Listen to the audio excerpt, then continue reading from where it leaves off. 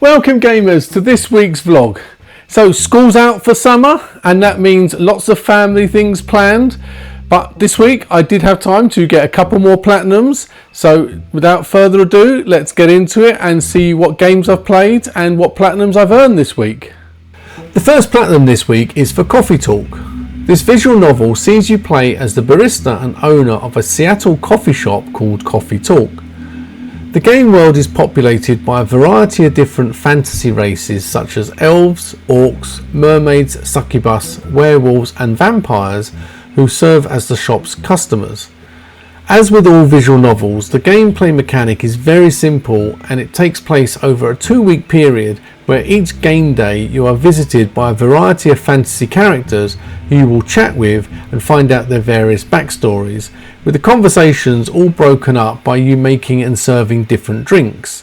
Sometimes the character will tell you exactly what drink they would like, and other times they may not be that specific and just say they want something cool and sweet, or warm and bitter for example, or any other of the many different combinations you can prepare with the available ingredients. And the goal of this mini game is to provide a drink that they're happy with. For me, the game started out enjoyable, but I have to say I did start to get a bit bored after a while.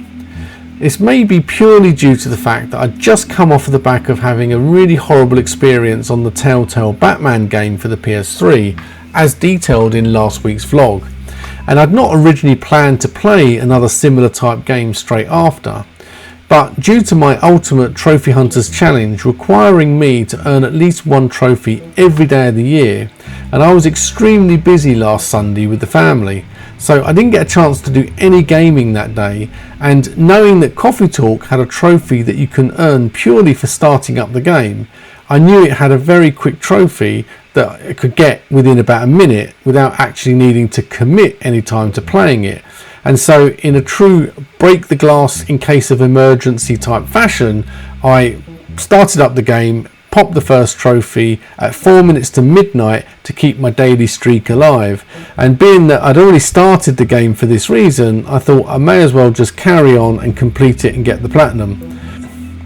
There is also a sequel to this game which I'm in no rush to play at the moment. However, it too has a trophy for simply starting the game, so I'll keep that one in my back pocket just in case a similar situation comes up again before the end of the year.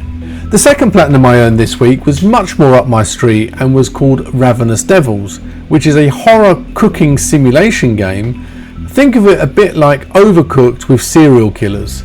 The game is set in the 19th century Victorian London, and you play as Percival and Hildred, who run a pub restaurant that also has a tailor's shop above it. The basic gameplay loop is that as Percival you make clothes to sell in the upstairs clothes shop. However, some customers wish to be measured and fitted in the back room for a custom made outfit, and you can then choose to murder them and drop their bodies down a trapdoor to the kitchen area, thus providing Hildred with the ingredients for many of the different dishes that she prepares to be sold in the pub restaurant. At the start of the game, as they move into the new premises, Percival makes a comment that the previous owner of the building used to be a well-known barber, which is a reference of course to the famous Sweeney Todd, which the game obviously draws very heavy inspiration from. When you do choose to murder one of the customers, you then also have to be mindful that you will need to clean up all the blood before a new customer enters the back room and becomes suspicious. But you will also need to juggle this with making clothes to sell in the shop, along with cooking and serving the various dishes to the pub patrons, as you need to make sure both businesses remain profitable, giving you the ability to upgrade them both. The gameplay is broken up into days that last about 10 minutes each.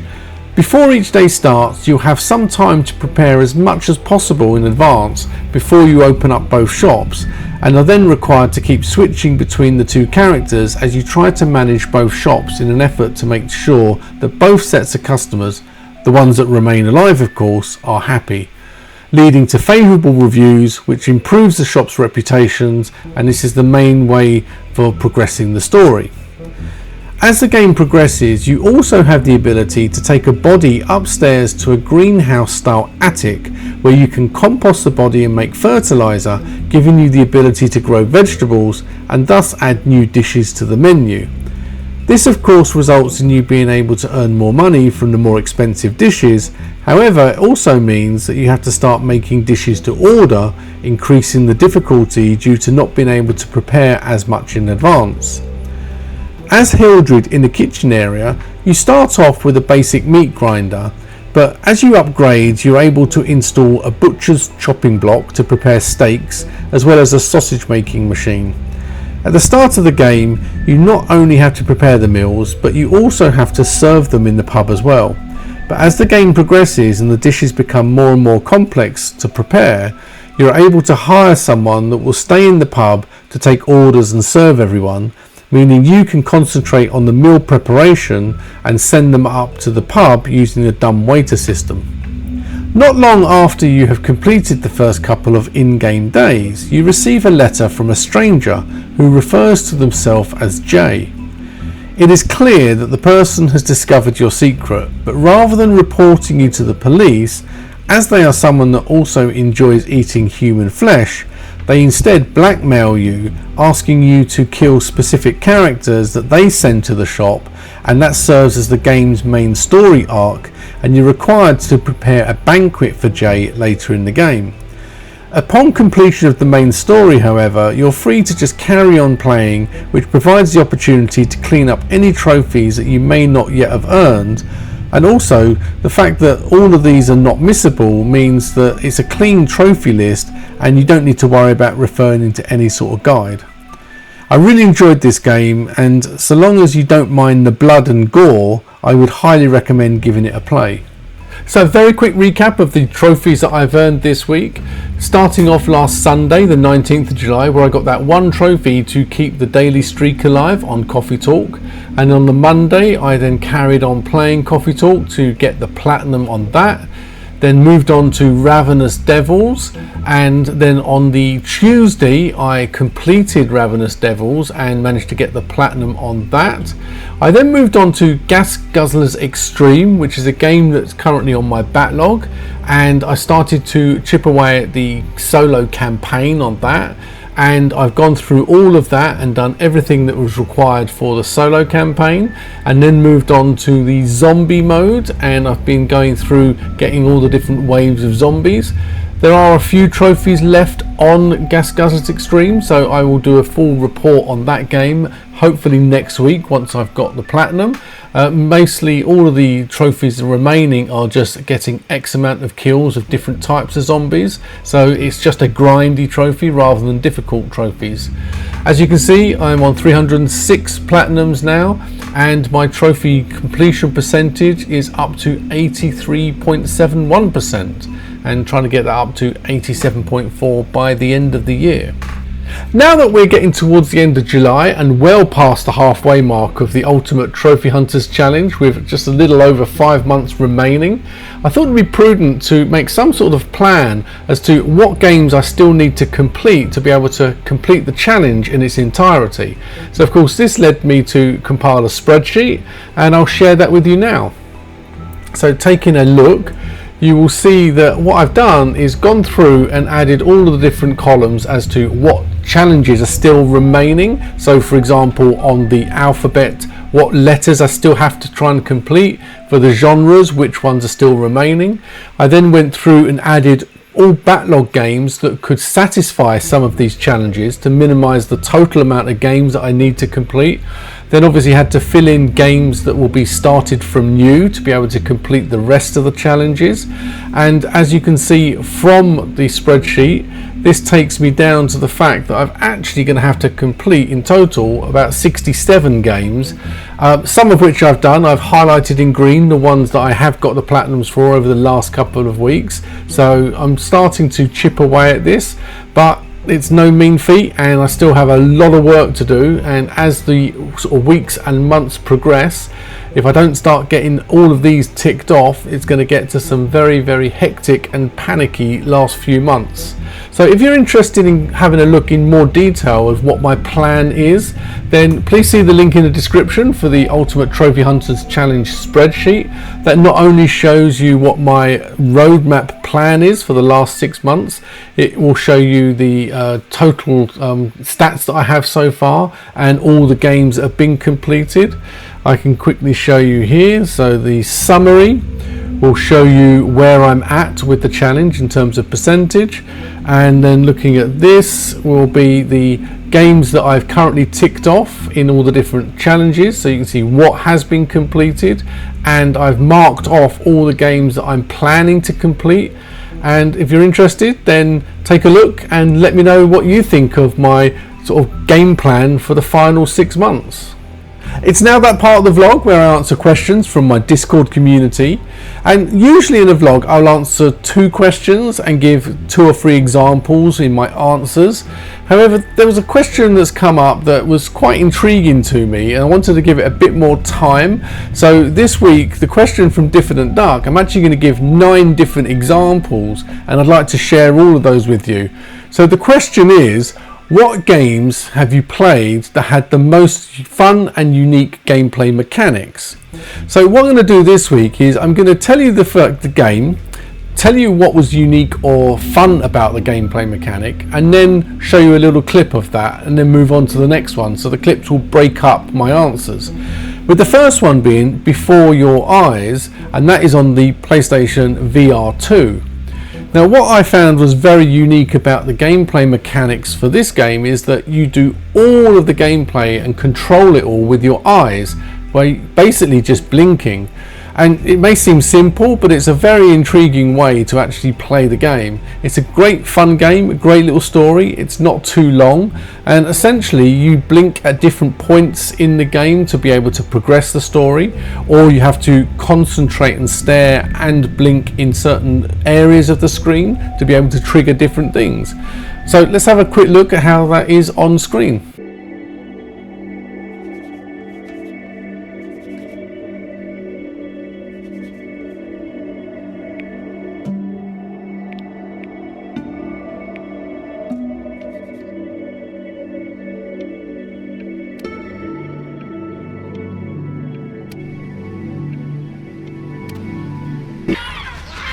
Well, hello there, stranger. Ooh, you're a real bright and shiny one, aren't you? I ask you for your name, but sadly you got no mouth to speak with, or hands to shake with, or nose to look down with. So we're gonna have to find another way. See, what you'll find is, even though you're no longer in your body's still inside of you. If that makes any sense. So, if you understand what I'm saying, blink over my hand here. Ooh, well look at that. You're a blinking genius. I knew you were special. Okay, Benny. Are you ready to see something really special?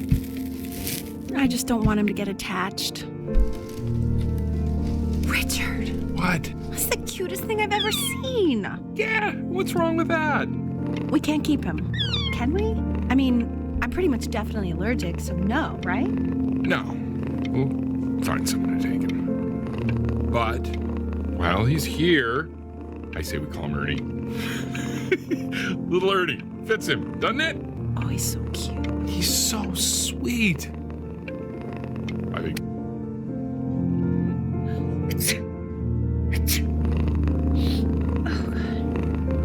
Now play the C major chord I taught you. Remember? There you go. Doesn't that make you feel happy? Like you just want to jump up and down? Now what about C minor? You remember how to play that one? Very good. Just one note different. But that one sounds sad, doesn't it? The second game is Alien Isolation. And the gameplay mechanic that I found really fun and pretty unique is the alien AI, about how it stalks you.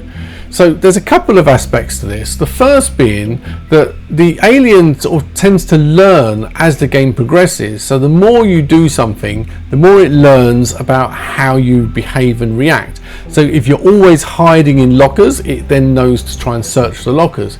If you're always hiding under desks, it knows to try and sort of like, it learns to search under the desk. So you have to keep changing up how you sort of hide and how you maneuver around. The other fantastic gameplay mechanic is if you play it with a headset and a microphone and you have the microphone switched on, the actual alien AI can detect the sound from your microphone. So if you're in a locker and you're hiding, yet you're breathing heavily, it can actually hear you. So you have to actually try to tether your own breathing, for example, to make sure that it doesn't. And you find when you're playing it that as it's coming close to the locker, you actually are holding your breath so that it doesn't hear you. Now, of course, you can turn that off and just mute the mic, but for me, it's not the best way to play the game because it's much more fun to play it the way the sort of developers intended. Also, if you have something where you're hiding in a locker and you cough or sneeze, then it's going to know where you are instantly, which adds that level of stress and pressure to playing the game, which I thought was a fantastic sort of gameplay mechanic. So let's have a quick look at Alien Isolation.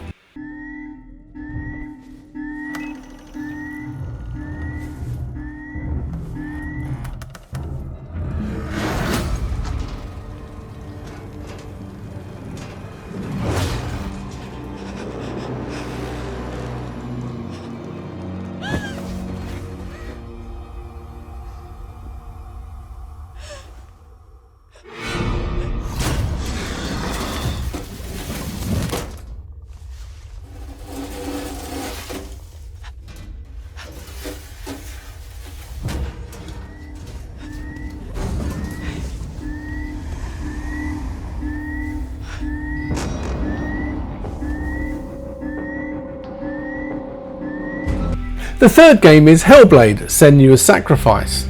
So the interesting gameplay mechanic with this is all about the sound. So the protagonist of the game has mental health issues and can constantly hear voices in her head. And if you wear headphones while playing this game, you too can just hear this constant whispering in your head. I tried playing it without the headphones just to see what it's like, and it's a completely different experience, and you don't really get what the developers are trying to sort of portray to you, because although you hear it, you don't really hear it in your head. Whereas if you put the headphones on, you sort of hear the general gameplay sort of sounds, but you get this constant whispering in your ear, which is sort of replicating the fact that the protagonist is hearing voices in her head, and it's that mental health issue that she's got. And it's a really well done way of sort of portraying how she feels and how she experiences things. And I found it a very intriguing gameplay mechanic.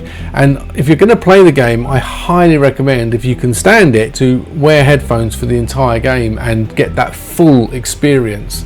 And let's have another look at the gameplay now, and although you won't get that experience without listening to it through headphones, but just listen out for that whispering. You will hear the whispering from TV speakers, but believe me, when you play the game, headphones are the way to go so that you really experience what it's like to have those voices in your head. Let's take a look now. Now she has the light. Keep going. Save the light. Keep going. Use it. Where is she going? The beast is down there. No. She knows the beast is down there. He's always. Where are you watching you? The beast is there. You're never safe from him. You can feel him. Be careful. She needs to find Dillian. Where is it? She needs to find it. She lost it and she has to find it. Feel it. Where is that? The torch alight. What can you see? Where is she? Your eyes up. You can never get out!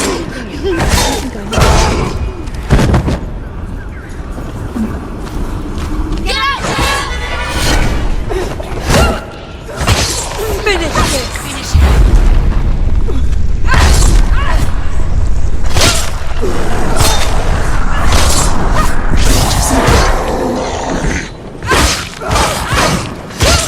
Behind you! The mirror. Focus is coming.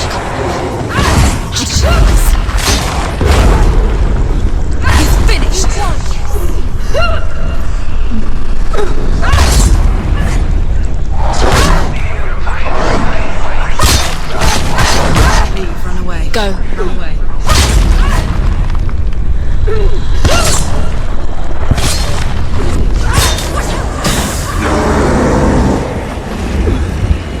Behind you.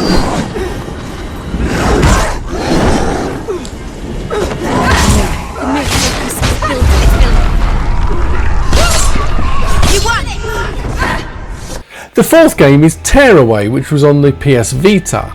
I know it was re-released on the PS4, which I've not played, but I can't see how some of the mechanics in it would have transposed over to the PS4. But the PS Vita version has some very unique ways of playing, and especially through the backplate. So you could put your fingers and touch the backplate, and your fingers would come through the screen, and then you can interact with things on the actual screen and move things around.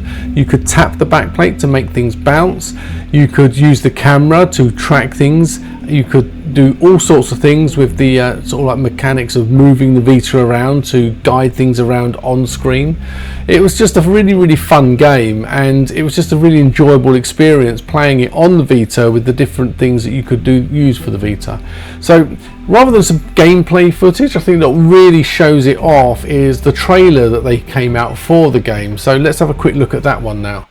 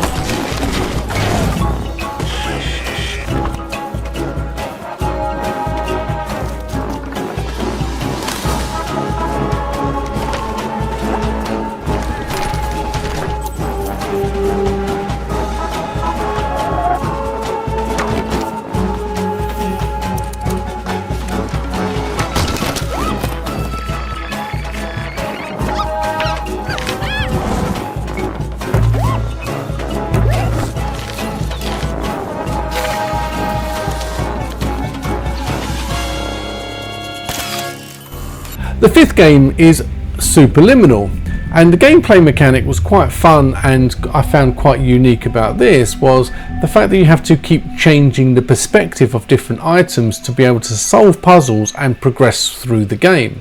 It's a fantastic game, highly recommend it. So let's take a quick look at some gameplay now to give you an idea about how you change perspective to solve puzzles.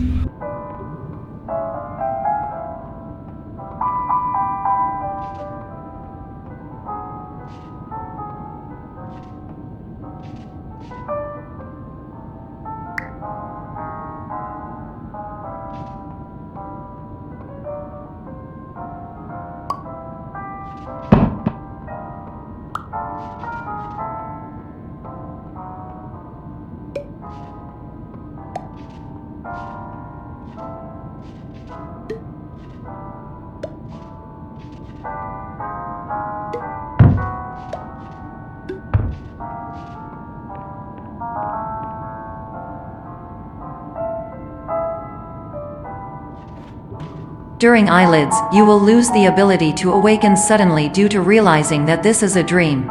Evidence: I have already informed you that this is a dream. You did not wake up.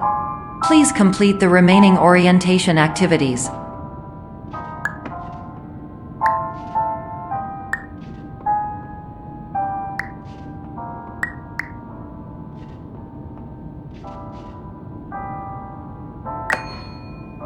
The sixth game is The Gardens Between. So the sort of fun, unique sort of gameplay mechanic I like about this game is the fact that you have to manipulate time to be able to solve the puzzles to progress through each level. So you have two characters that you have to move through the level, but as you move through you get blocked, and what you have to do is to rewind the time to interact with something and then move forward in time to get past it, and then rewind and then go back, and you have to keep going backwards and forwards manipulating different things within the sort of scenery to essentially get through to the end. It's a very, very interesting game, a very fun game, and I highly recommend it. And it's that sort of constantly manipulation of time to solve the puzzles that is quite unique to any other game I've played. So let's take a look at that.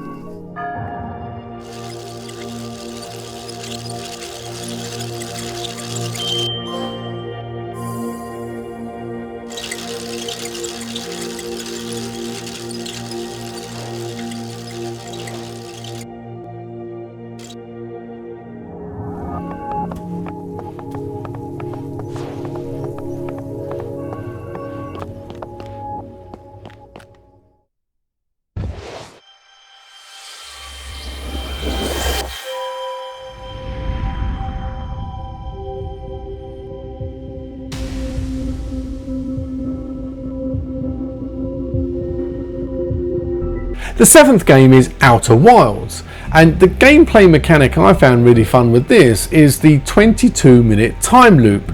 So essentially you wake up, you have 22 minutes to try and find out as much as you can about the story before the local sun in the solar system you're in goes supernova and wipes everything out, where time resets in a sort of Groundhog Day fashion, and then you start the 22 minutes again, and you can go off and do other things to try and discover as much as you can.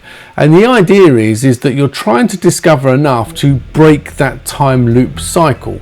So essentially it's something that's a little bit unique to other games I've played, and it's one that I found really fun. And if you've never played Outer Wilds, I highly recommend you do, as it's an absolutely phenomenally good game. So let's take a very quick look at a couple of the gameplay parts on that.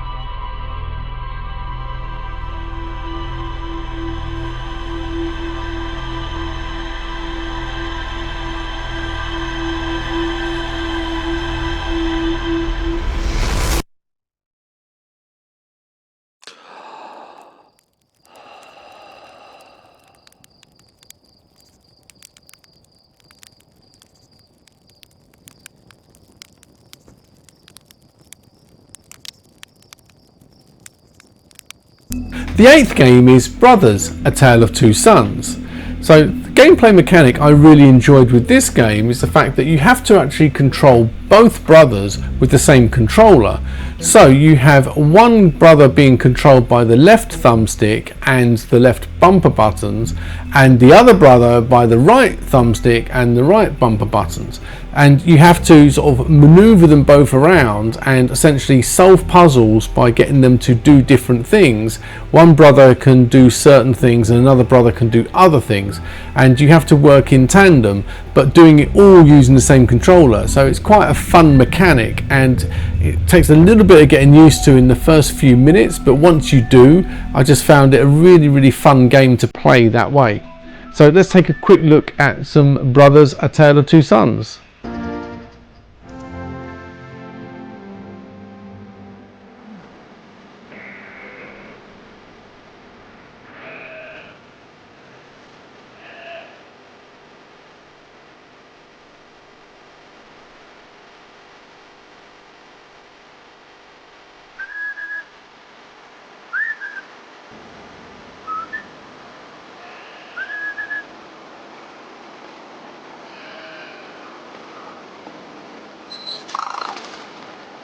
Hallelujah.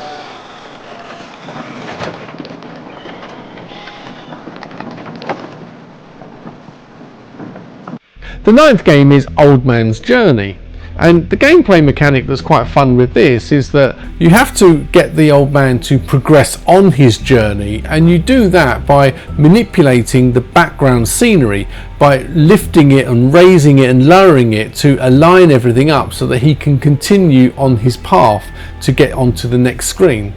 It makes for quite a fun little puzzle game, and one that's very enjoyable, which I recommend. So let's take a quick look at that one as well.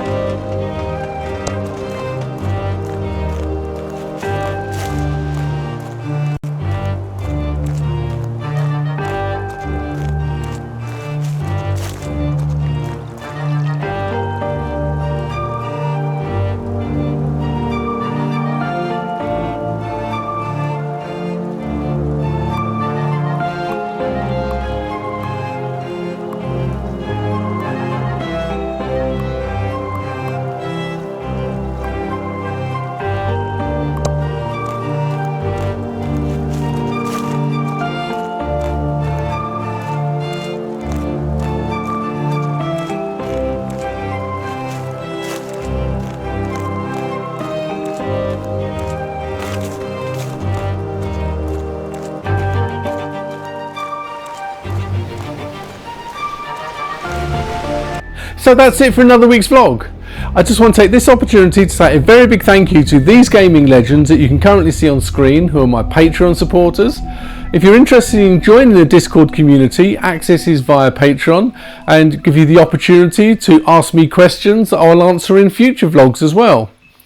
As always, a like and subscribe would be greatly appreciated and really does make a big difference to help me grow the channel. Also, I really do enjoy reading all of your comments, so please let me know what games you're playing and platinums you've been earning. Plus also, what games have you played that have had really unique and interesting game mechanics? I'd be interested to know and maybe I can try them out. With all that being said, please enjoy your games, take care and look after yourselves.